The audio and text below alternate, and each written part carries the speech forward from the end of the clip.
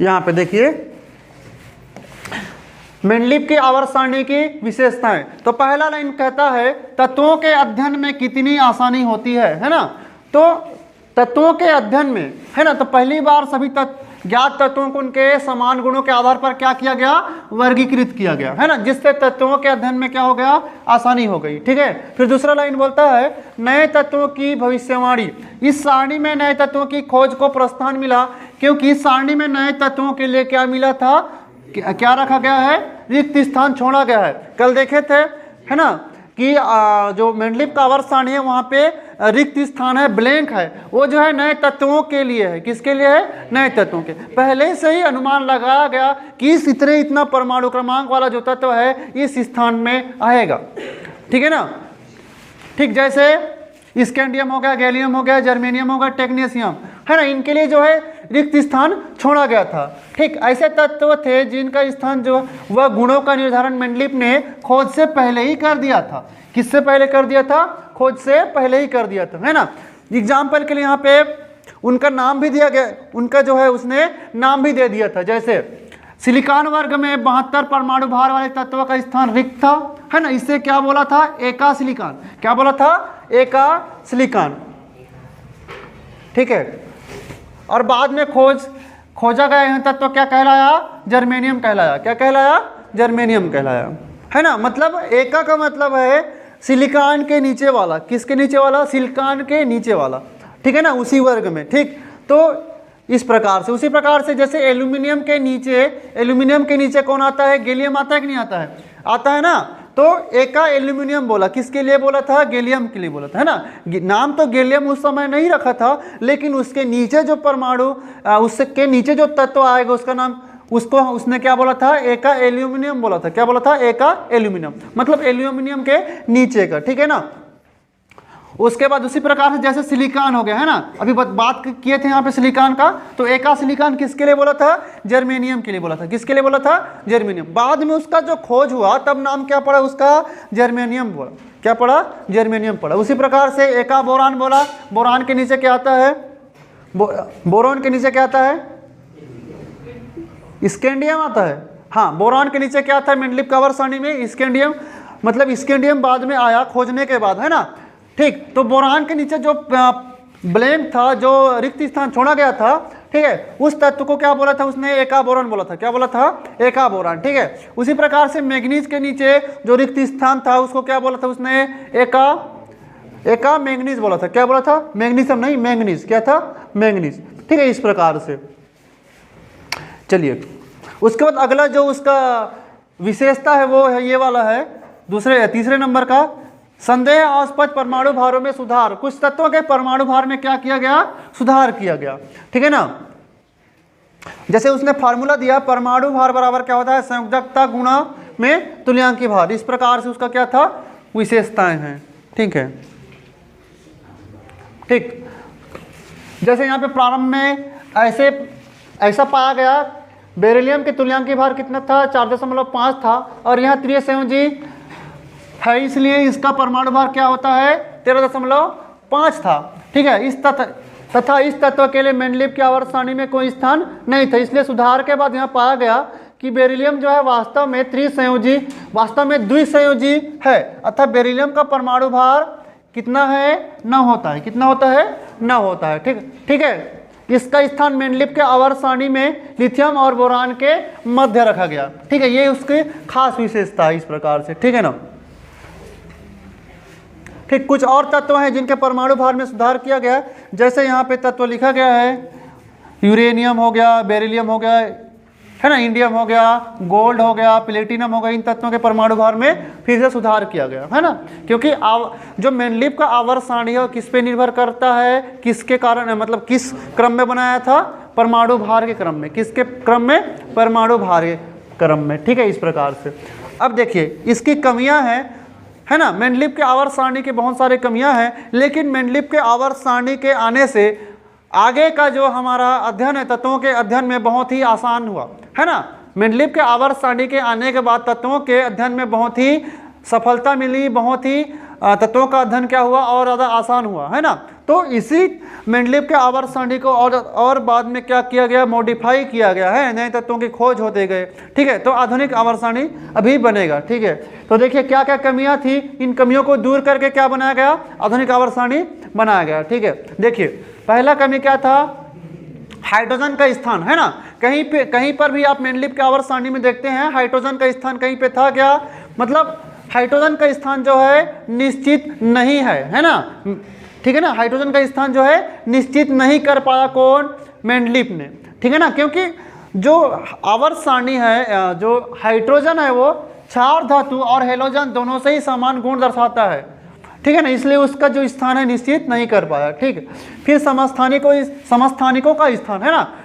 अब समस्थानिक का मतलब समझिए, समस्थानिक का मतलब होता है परमाणु क्रमांक जो है समान होते हैं, लेकिन परमाणु भार क्या होते हैं, भिन्न भिन्न होते हैं, क्या होते हैं, भिन्न भिन्न होते हैं। और मेंडलीव का जो आवर्त सारणी है वो किसके बेस पे है, परमाणु भार के बेस पे, किसके बेस पे है, परमाणु भार के बेस पे, है ना। तो एक ही तत्व का एक से अधिक समस्थानिक मिलते हैं कि नहीं मिलते हैं, एक ही तत्व का एक से अधिक समस्थानिक मिलता है, इसलिए वो जो है समस्थानिकों के लिए कोई स्थान नहीं रख पाया, ठीक है ना, निश्चित नहीं कर पाए उनके लिए स्थान, ठीक है। फिर अगला,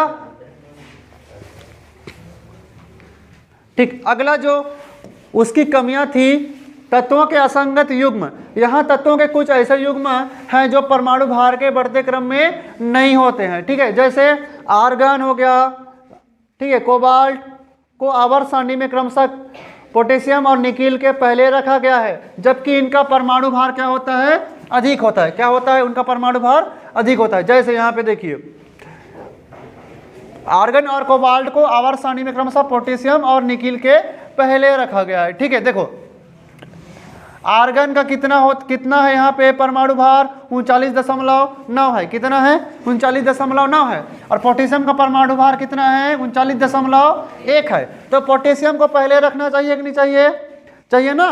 लेकिन मेंडलीव के आवर्त सारणी में इसको पहले रखा, इसको जो है पहले रखा गया है और इसको बाद में रखा गया है, जबकि इसको इसके पहले रखना चाहिए था, ठीक है ना। मतलब तत्वों का जो है असंगत युग्म हमको मिलता है किसके, मेंडलीव के आवर्त सारणी में। उसी प्रकार से कोबाल्ट का देखिए परमाणु भार कितना है 58.9 है, जबकि निकिल का कितना है 58.6 है ना। लेकिन फिर भी उसने कोबाल्ट को जो है पहले रखा है, किससे, निकिल से, जबकि निकिल को पहले रखना चाहिए था, है ना। इस प्रकार से जो है मेंडलीव के आवर्त सारणी में असंगत युग्म हमको मिलते हैं, है ना। इस प्रकार से ये जो है बहुत बड़ी कमियां थी मेंडलीव के आवर्त सारणी में, ठीक है। उसी प्रकार से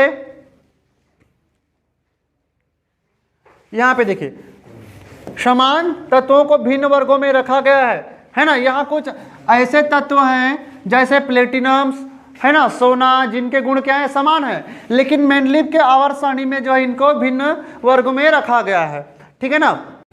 जैसे प्लेटिनम को कौन से वर्ग में रखा गया है, वर्ग 3 में रखा गया है। किस में रखा गया है, वर्ग 3 नहीं, वर्ग 8 में रखा गया है। कहाँ पे रखा गया है, वर्ग 8, है ना। और एल्यूमिनियम को, गोल्ड को कहाँ पे रखा गया है, वर्ग पहला के बी में रखा गया है। कहाँ पे रखा गया है, वर्ग पहला के बी में रखा गया, इस प्रकार से, है ना।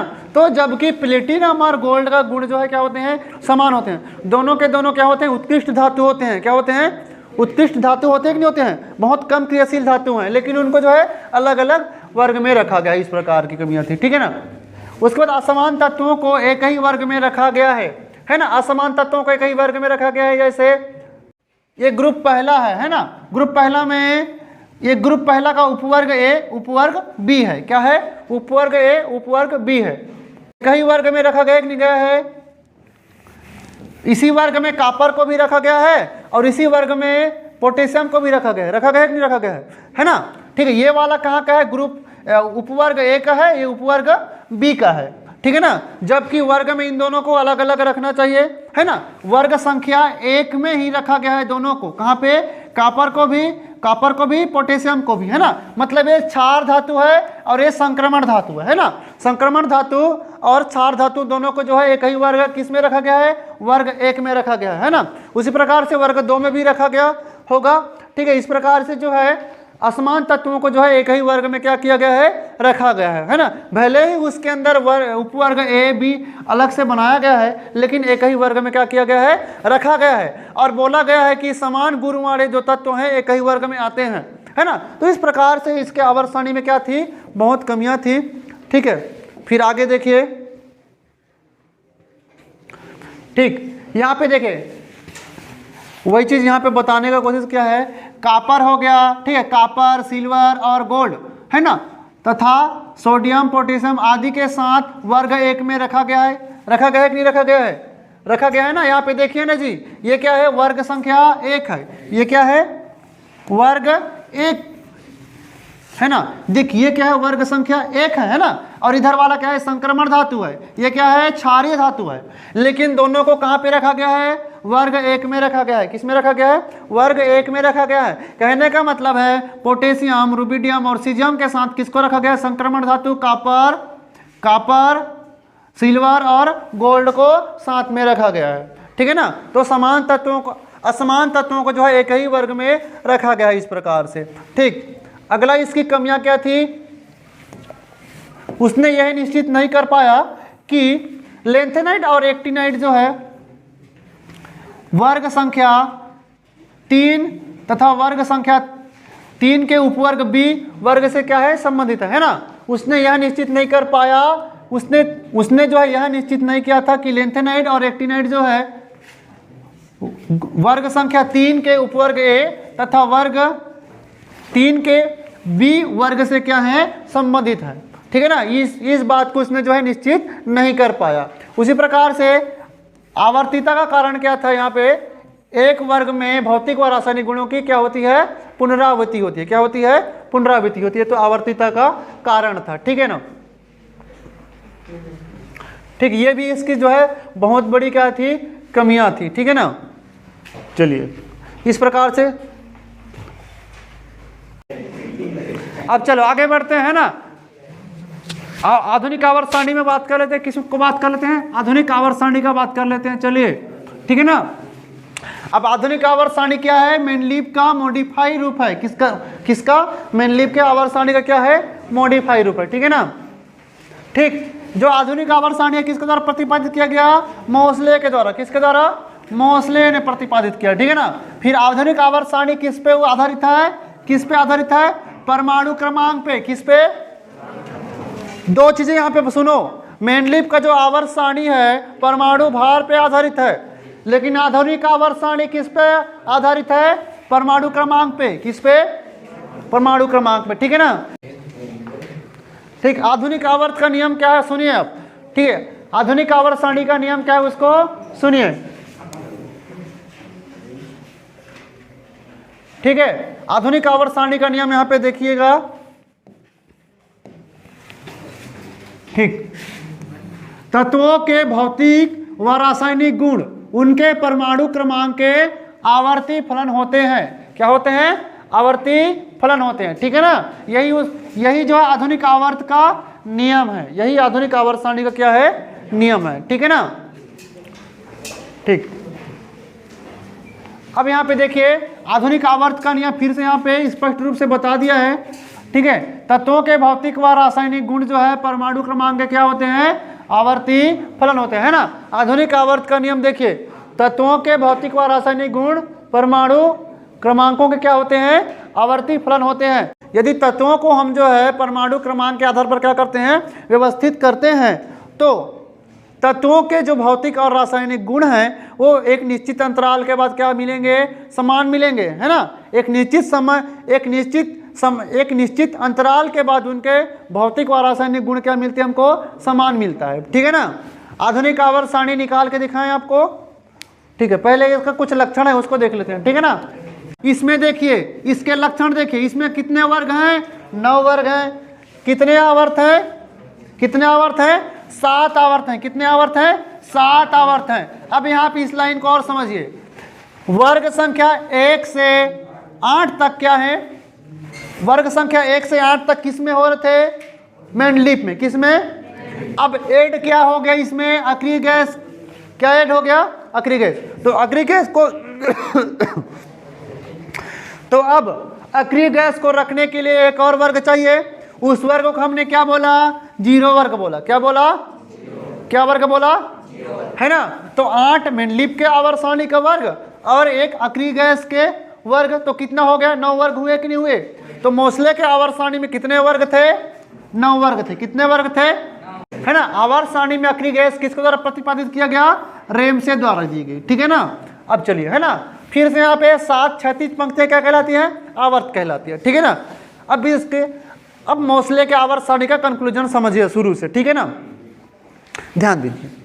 ठीक, मेंडलीव आया, मेंडलीव ने क्या बोला, परमाणु भार के क्रम में उसने तत्वों को व्यवस्थित किया, है ना। परमाणु भार के हिसाब से उसने क्या किया, अपना आवर्त का नियम दिया, दिया कि नहीं दिया। लेकिन बहुत सारे क्या आई, कमियां आई। क्या आई, अब क्या किया, मोसले ने एक एक्सपेरिमेंट किया। क्या किया, मोसले आया, मोसले नाम का साइंटिस्ट आया, ठीक है ना।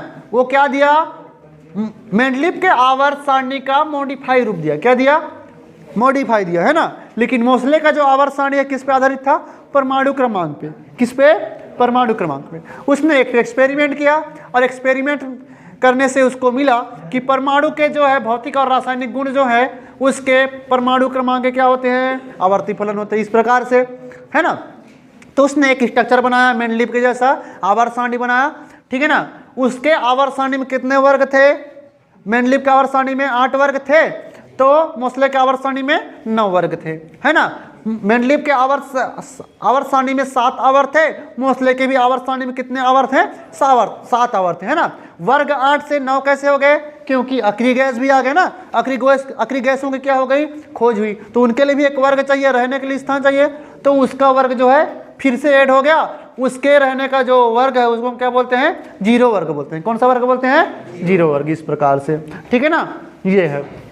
ठीक, अब देखिए आधुनिक आवर्त सारणी का दीर्घ रूप देखिए, क्या देखेंगे, दीर्घ रूप। तो आधुनिक आवर्त सारणी का दीर्घ रूप किसके द्वारा प्रतिपादित किया गया, किसके द्वारा दी गई, बोरबरी द्वारा। किसके द्वारा, बोरबरी द्वारा। किसके द्वारा, बोरबरी द्वारा। इसको हम क्या बोलते हैं, बोरबरी, रैंग और वर्नर की आवर्त सारणी भी कहते हैं। क्या कहते हैं, बोरबरी, वर्नर और रैंग द्वारा, रैंग की आवर्त सारणी भी कहते हैं, ठीक है। चलिए इसके बारे में थोड़ा समझते हैं यहाँ पे, है ना, क्या क्या खास बात है। आधुनिक आवर्त सारणी का क्या है, दीर्घ रूप, है ना। प्योर मॉडर्न आवर्त सारणी बोलते हैं, प्योर मॉडर्न प्रेडिक्टेबल, ठीक है ना। देखिए ये जो है बोरबरी की इलेक्ट्रॉनिक विन्यास की संकल्पना और परमाणु क्रमांक पर आधारित है ना। जो आधुनिक आवर्त सारणी है किस पर आधारित है, बोरबरी की इलेक्ट्रॉनिक विन्यास, है ना, और परमाणु क्रमांक पर क्या है, आधारित है, ठीक है ना। ठीक, यह रैंक और वर्नर द्वारा क्या किया गया, प्रतिपादित किया गया। क्या किया गया, रैंक और वर्नर द्वारा क्या किया गया, प्रतिपादित किया। और बोरबरी ने क्या दिया, इलेक्ट्रॉनिक विन्यास की संकल्पना दिया, ठीक है ना। समझ में आ रहा है कि नहीं आ रहा है, ठीक। अब इसके लक्षण क्या क्या है देखिए, इसमें 7 आवर्त होते हैं कि नहीं होते हैं, होते हैं ना। और कितने वर्ग होते हैं, 18 वर्ग, है ना। कितने वर्ग होते हैं, 18 वर्ग, ठीक है ना। आईयूपीएसी के अनुसार वर्गों को 1 से 18 नाम दिए गए हैं। क्या दिए गए हैं, वर्गों को 1 से 18 अलग अलग क्या किया गया है, नाम दिया गया है, ठीक है ना। आईयूपीएसी का मतलब समझते हो कि नहीं समझते हो, आईयूपीएसी का नाम, आईयूपीएसी का मतलब जानते हो कि नहीं जानते हो, सुने हो क्या बुक में, international union of pure and apply chemistry, ठीक है ना। चलिए